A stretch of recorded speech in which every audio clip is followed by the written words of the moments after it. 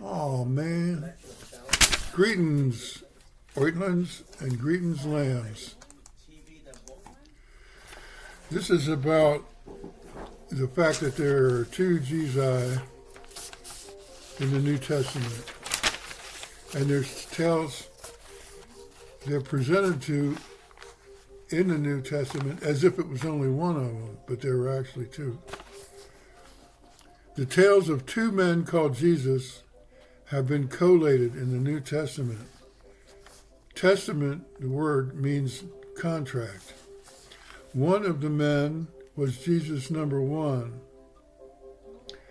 and was the sacrificial lamb crucified by Pilate. Jesus number two was his fifth cousin and was crucified about 30 years afterward by Vespasian. Both were legitimately kings of the Israelites.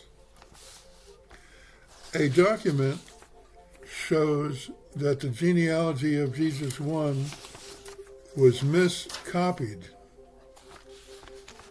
to read Joseph, the husband of Mary, in the first chapter of the book of John. That's a copyist error. This authentic or more original document said Joseph, the father of Mary. It has been argued that the genealogy in John is irrelevant since Joseph, if Mary was the virgin mother, then the genealogy of Joseph, her husband, is irrelevant. Well, since the genealogy is actually of her father, not her husband, therefore Mary is a descendant of David, thus allowing Jesus number one to be king of the children of a man named Israel. Most of the tales in the New Testament are about Jesus number two, not about Jesus the sacrificial lamb. How do we know this? Because Josephus wrote the tale of Jesus number two in his book, The Jewish War.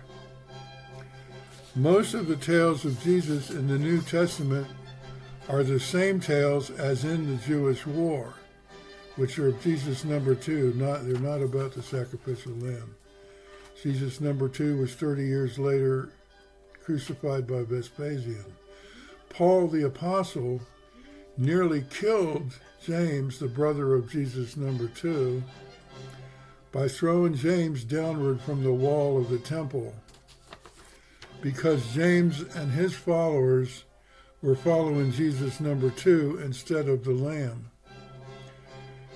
Those Jews that were with James are the adversarial, quote, Jews, unquote, be told in the book of the Acts of the Apostles and in the epistles. Now it behooves you, dear listener, to help to get the Brotherhood for Safety and Mutual Aid started by going to my short bio, scrolling to the bottom, and using the email address found there to inquire about what you can do to help get it started. The Brotherhood for Safety and Mutual Aid is the seed kernel of the next civilization, the replacement culture for the end of the age. It'll replace and start the new age, new civilization. Here is where you can find my short bio. There's no L in Kesey. You scroll to the bottom, get the email, and contact me there using that.